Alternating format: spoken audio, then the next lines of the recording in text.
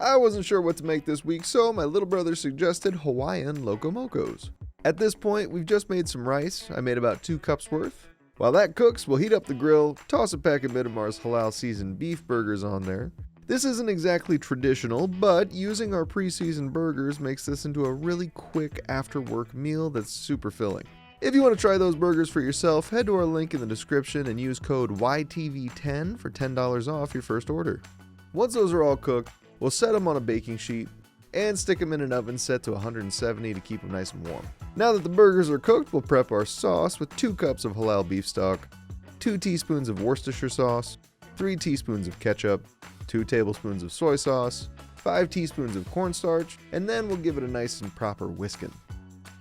Move on over to your pan, toss in a tablespoon of butter. That'll make our sauce taste good, but it'll also give us a nice glossiness later, which is just going to look nice. Once the butter's melted, we'll pour in our sauce. You may need to whisk it up because the cornstarch likes to separate. Get that bubbling, dare I say simmering, then we'll whisk it occasionally to prevent burning.